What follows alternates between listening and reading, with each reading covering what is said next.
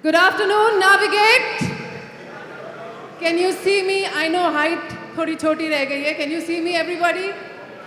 Can you hear me back there? We have a fantastic next 30 minutes for you, and I would appreciate you put your phones down and you pay attention here because you got a lot of takeaways coming to you today after the next 30 seconds.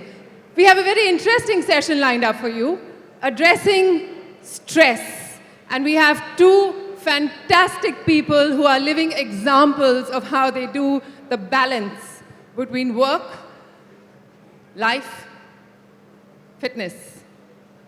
Without much further ado, I would like to introduce the first person who will join me up here on stage. Miss Aisha Bilimoria is a woman of many talents and possesses an innumerable collection of titles. She was named fastest girl of India in her teenage years, represented Maharashtra for 17 years as an athlete, holds a 3-time national champion title in the 200-meter sprint, and has also partaken in rigorous training to prepare for the Olympics. Furthermore, she is the former captain of the Adidas Runners Mumbai crew and has represented Adidas in numerous national and international tournaments. However, Aisha's skills are not solely limited to sports. Her drive, dedication, and impeccable work ethic has made her one of India's most influential fitness public figures, model, trainer, respected mentor to many of her aspiring followers, and even the author of the book, Run, the Ultimate Mind-Body Fitness Guide. Have any of you seen the book? Guys, you need to get yourselves a copy. It might just change your life.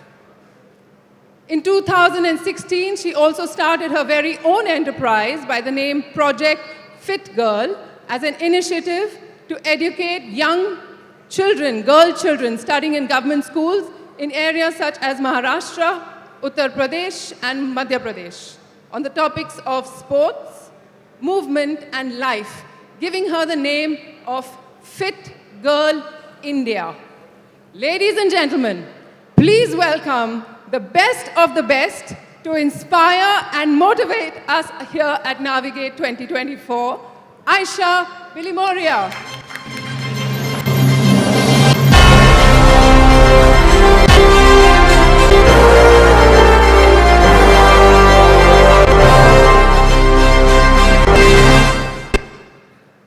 And our other expert here today is Mr. Amar Brito. Amar is an alumnus of St. Xavier's College, Mumbai, and underwent programs at Cornell and Harvard universities. He is the managing director of the Akron Group.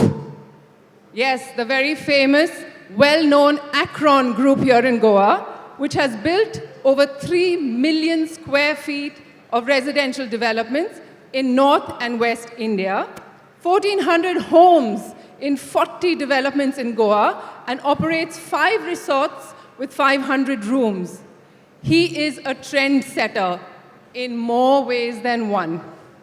From building dream holiday homes here in Goa to leading a model fit life, this young gentleman of only close to 60 years, you heard right, 60 years, when you see him, you'll wonder why I emphasize that. You heard right, 60 years is here to share with us the mantra, the formula to having it all. You can be successful professionals and remain as fit as ever. Please give it up for Mr. Amar Brito.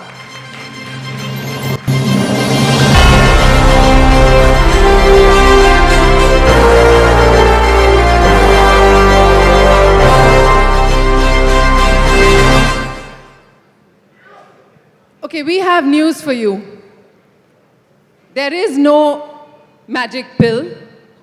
There is no magic potion, but there are a few tips and a few suggestions that collectively we have for you that could probably set the ball rolling to something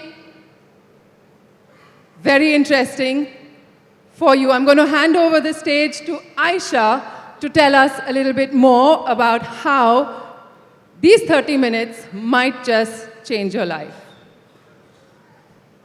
Thank you so much, everyone, for being here today. Thank you for being present.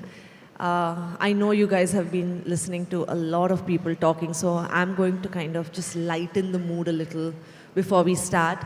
I just want to know how many people here do any form of exercise. That's a good number. That's a very good number. So we're not going to preach about the fact that you need to exercise, etc., because some of you already know the importance of it. Now, being an athlete and coming from a background where sports has been my whole life, for me it's an absolute no-brainer. But for a lot of people, it can get very intimidating, sometimes even exhausting. I know that different people have different lives. Their work can get hectic. Not everybody can be like me, work in the morning, work in the evening, and watch TV in the daytime. I know that that's the kind of life most trainers live now today, coaches and trainers. But your lives are hard. But the fact that so many of you are also exercising, please give a big round of applause for yourself, because that in itself shows that you care about your health. Now, caring about our health can be also very superficial at a level where we are always thinking about the physical aspect of biceps, triceps, legs, abs, right? How many of them want a six-pack ab? That's a very few hands. Come on, having a nice six-pack ab is such a great goal to have, right? So, I'm kidding. It's not about the six-pack ab. It is about really understanding what it is that is going to benefit you as you grow older. We have like a wide range of ages here, right? Like, I'm sure there are people in their 20s, 30s, going up to their 60s and 70s. Everybody is going to age a certain way. There's no rocket science to, sorry to say, de-aging. Okay, we're always going to go ahead. We have to respect the fact that our bodies are evolving and aging along with the organs, skin, muscles, joints are all kind of taking its course as we grow older. But what's really important is to understand that moderation in doing it, right? You don't have to go too excessive, and you also don't have to do nothing. There is that fine line where you start understanding moderation of movement, training, be it something as simple as walking up the stairs, sitting on your chair and doing some exercises. We're going to have that fun activity very soon, so make sure you don't run away for lunch. Guys, don't go for lunch, please, just not yet. We're going to do something fun, which I would like for you to participate in, because for people who don't get the time to exercise, and this is something I want to really target to those people who don't get time to exercise, you don't have to go to a gym. You don't have to go to the playground. You can walk stairs. You can do something sitting on your chair at all times without looking into your mobile phones right now. So you can look at me. This attractive face, you can't miss, right? You want to have that 30-minute attention to this little snippet of exercise that we're going to do. But before we do that, we have somebody with us who is so inspiring. Now, you know, I don't like to keep saying age and getting older, but it's really motivating, because I run in the masters category now, which is 35 plus. And when I see athletes in the 60s and 70s coming out to sprint, it doesn't even become about the winning or losing. The fact that people are out there coming to race. And we have Amar sitting here, who is that example. I know you're not racing, but I saw him yesterday and I was just looking at his biceps. I said, what do you do? He just had a smile on his face. So I guess he left it for today to let us know what is the secret to him being so motivated at 60 and still making that time for his work, because there's no compromise to health, right? Health is wealth. Wealth will not get you good health. It will give you that surface, but it will not give you that health that you really want when you turn older. So over to you. We're really excited to know how you do this. Well, thank you very much, everybody. Thank you very much, everybody. It's very kind of the moderators and Aisha to say what they did. But it's all, finally, it's, one's health and one's fitness comes down to the human body is very adaptive, and the human body can deal with everything we throw at it. So it can deal with more activity and more exercise, of course. It can also deal with much less intake of food. And after the age of 30, 80% of health and well-being is in what we eat, how we eat it, when we eat it, and in what quantities we eat that food. So I think it's down to that. There's no silver bullet. There's no magic mantra. It's just religiously following a regime, at least 4-5 days a week, where you deny yourself some of the pleasures, the immediate pleasures of today, of the lovely, maybe something on the buffet or something of the kind. You deny yourself that in the hope then that you will live a simpler, healthier, longer, and a more fulfilling life. I think that's where it comes from. Perfect. Very well said. Thank you. Yes, Aisha, I you want to agree. add? Consistency is the key. Because we are so consistent with our work, right? We're all, I'm not going to deny, as we grow older, we're all driven to make money. And why not, right? When we're younger, we have different goals. As we grow older, we have different goals. And making money is definitely one of my goals since I retired. Once I retired, I said, now I want to be a millionaire. I'm going to work hard for that, but without compromising on my health. So while I may not be competitively training anymore, it's still important that I make that time 1 hour of the day. That's all I give myself. That's all I need. you 1 know? hour out of 24 hours, I think, is workable just for yourself. This is your own goals, these are your own aspirations, and it's for your own benefit. I like the way Aisha said that she's in the master's category now at 35 plus. Well, I'm in the great grandmasters category at 45 plus, and I think we're very safe to say that Amar is in the legends category. Yes? Awesome. I think, Aisha, you had some very interesting, simple exercises to show our audience today. Yes. How many of you would like to put your phones down? Amazing. But that's going to go for all of you all. So let's do this. Okay. All your phones down. Come and sit on the edge of your seat. Okay, this is just fun. Please don't think of this as something that you're forced to do. It's going to be fun. So think of it as something that you can do no matter where you are or what time of the day it is. I always say that everything that we do outward makes us feel happy, we have emotions, etc., etc. But there's something that we're always missing, and that is looking inward. We're in this hustle of life, right? And especially if you're in the real estate business, you're running pillar to pole every day. I guess some of you don't even have a Sundays off, right? But what can you do for yourself to just take that, maybe, okay, 5 is a lot of minutes, all right? 2 minutes of your life every single day by just placing your palms on your thighs, closing your eyes, just closing your eyes, okay?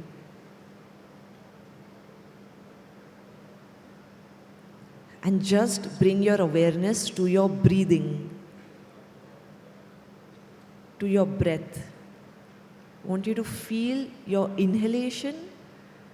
It's a nice cool air as you inhale through your nostrils, and as you exhale, you'll feel this warm air coming out of the nostrils.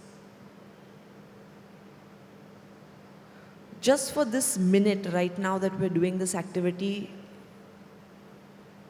let any thought come to your mind. It's okay if your mind is wavering. Our minds are always wavering. Just let any thought come to your mind, but you stay fully aware and focus on your breath. There's power in it. There's magic in it. And you're going to feel it after this 1 minute. I'm going to stop talking now because I want you to really take that 1 minute for yourself.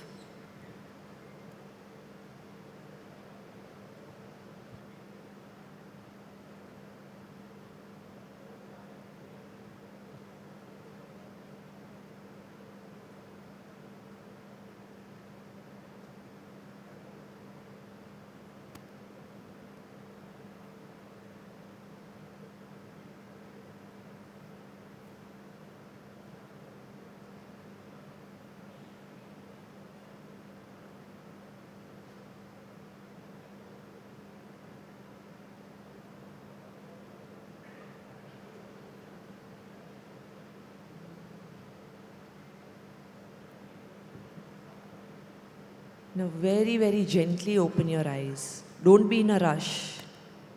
Take your time and gently open your eyes.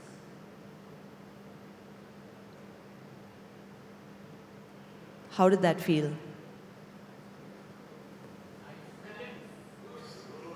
Good.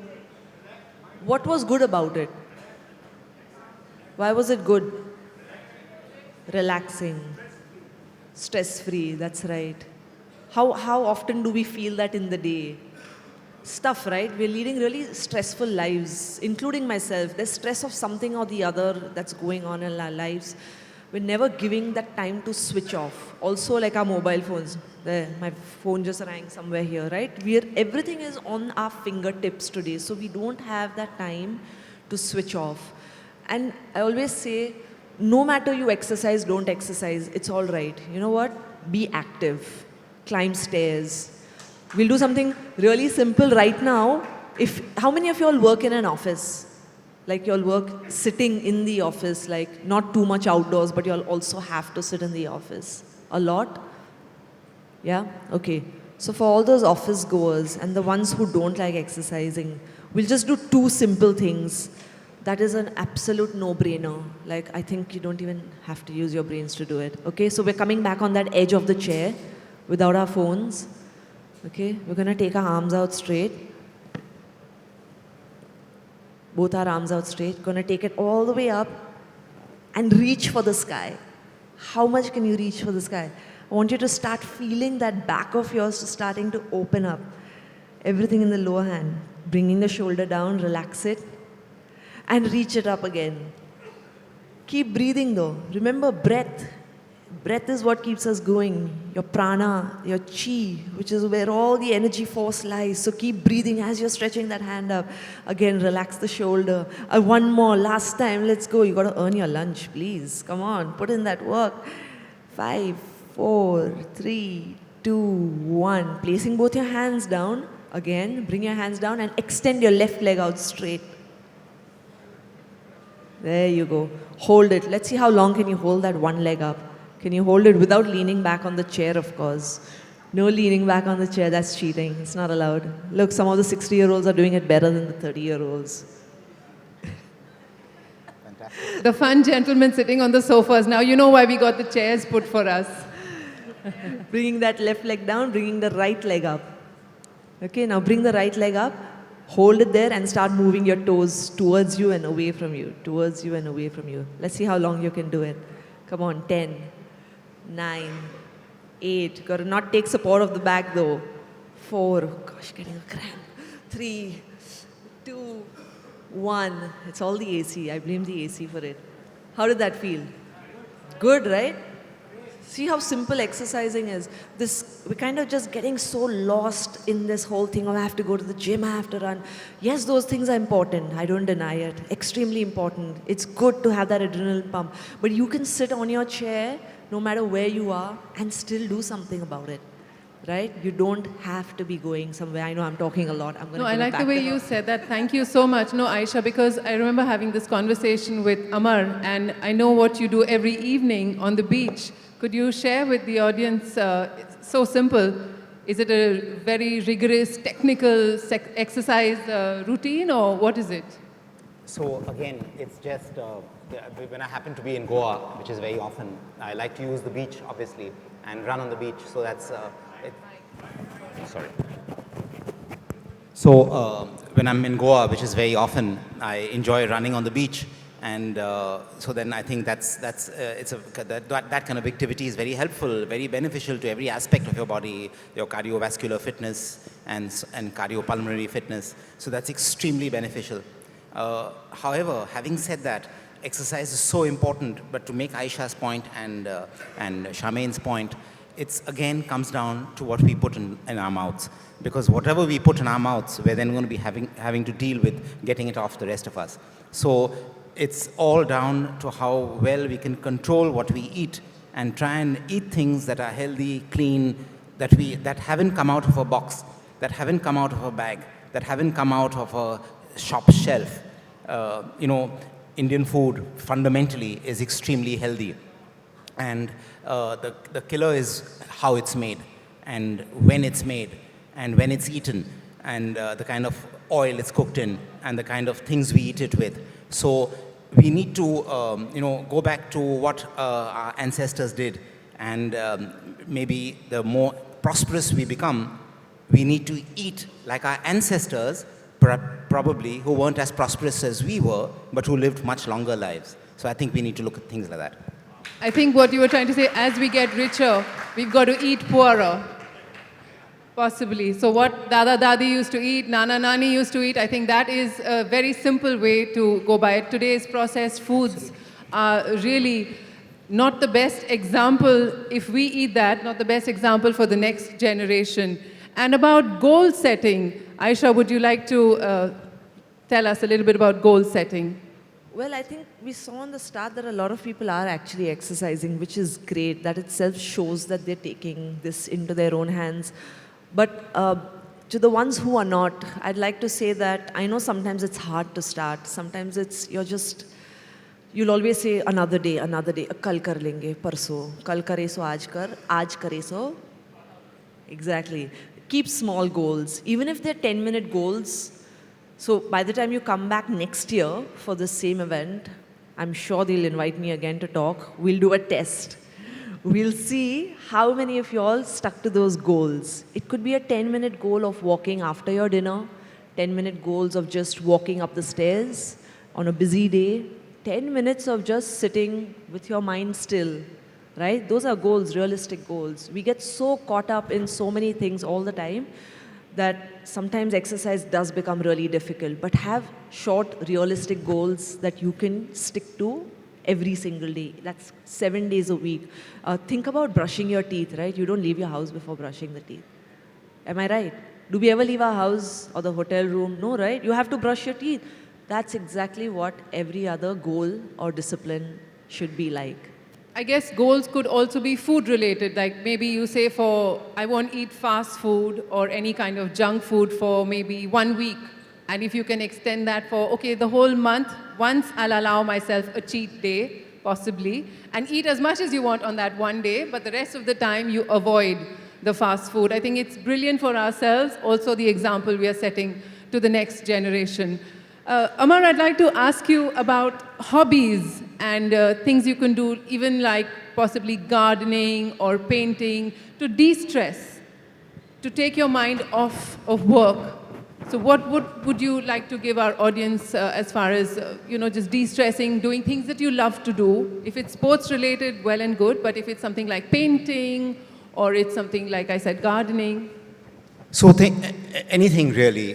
For me, going to the gym and going to running long distances is something I really enjoy. But each one has their own thing. It could be art, it could be anything, any hobby that you do.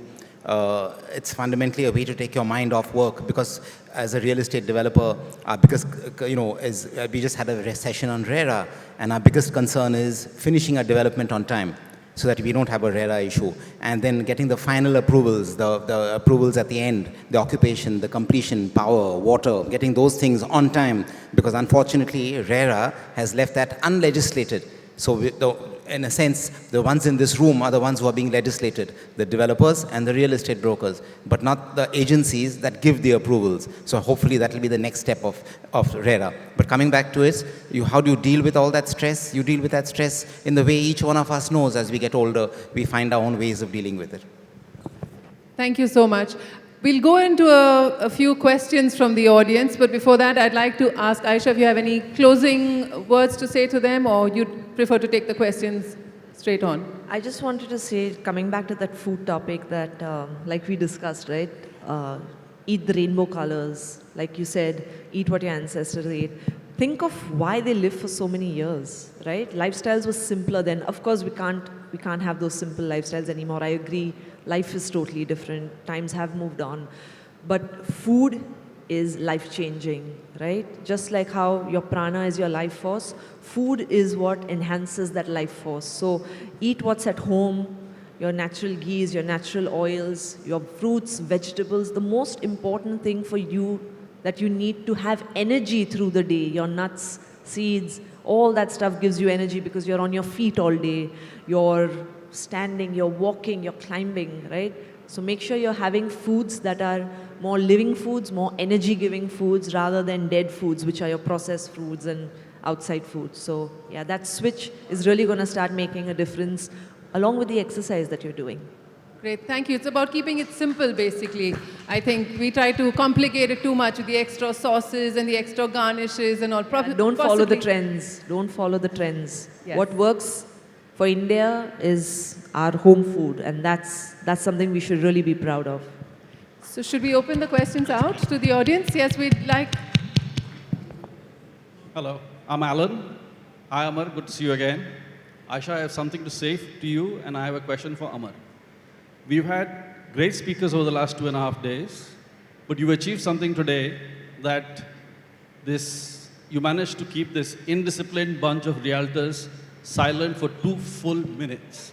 Amazing. Great achievement. Amar, my question to you is this. Intermittent fasting is something that's kind of become popular. Do you have a take on it? So, Alan, thanks for that question. I'm afraid I'm not a professional in this field like Aisha is, but all I know is what works for me, and I'm not going to give advice here because each person is different and each person's physiology, pathology is different.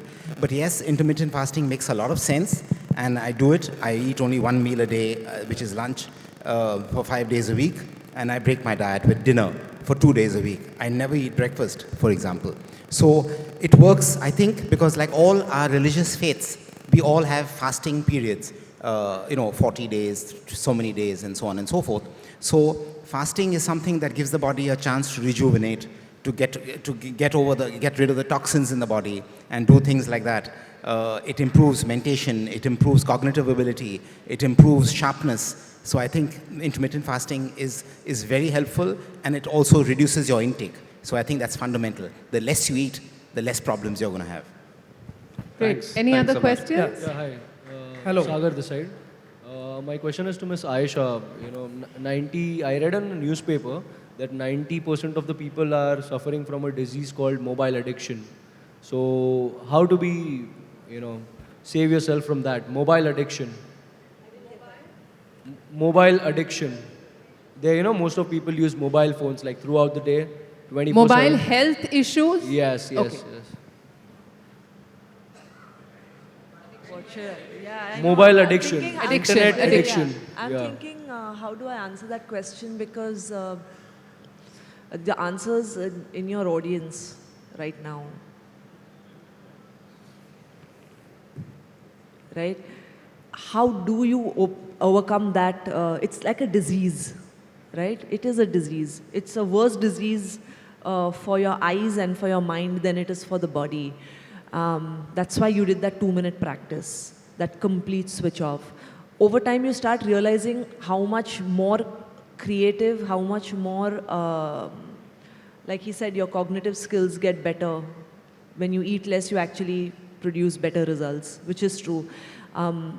That's the exact same thing. When you switch off your mind from external forces, like I'll say external forces, is when you'll start getting more calmer, is when you'll have less anxiety. What is the addiction to the phone? It's anxiety, it's anxiousness, it's some form of fear.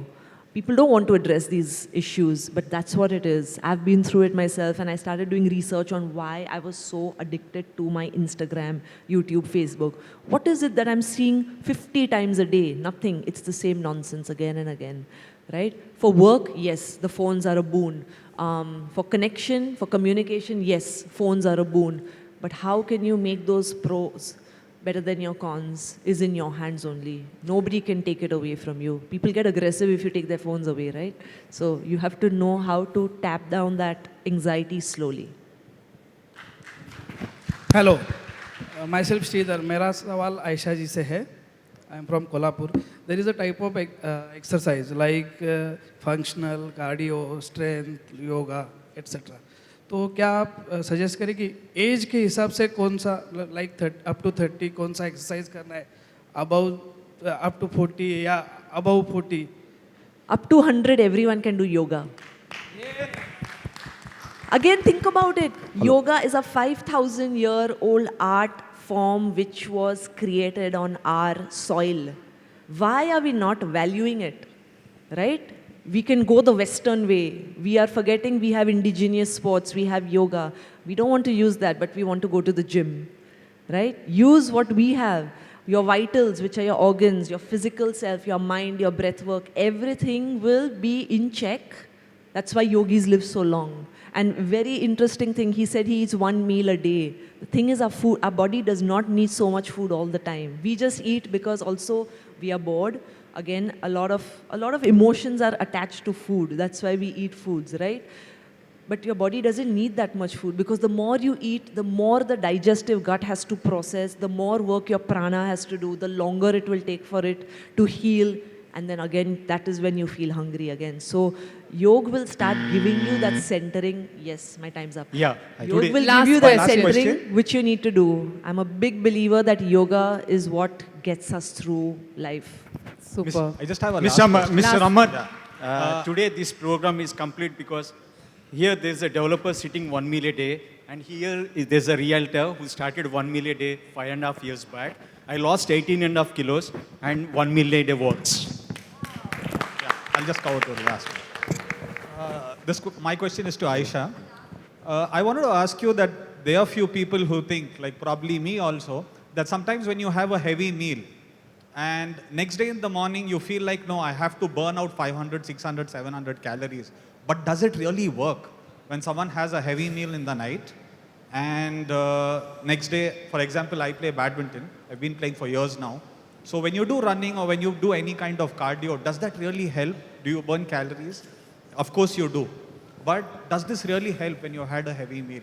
People have that tendency and thinking that, Yeah. if I've had a heavy meal, I need to go and burn out 1,000 calories tomorrow. That's right. Actually, that's a misconception. And as an athlete, for many years, I've been quite addicted to sugar, which is normal. Everybody has that addiction to sugar. But everybody used to be like, "Arey, daud legi, she'll burn the calories." Unfortunately, that sugar was making me slower. My recovery was slower. I was prone to more injuries again and again. So I was not really burning those calories out. Secondly, you have to understand how this, again, I'll just come back to this intermittent fasting. I love that he said he eats 1 meal. Now it's really stuck in my head.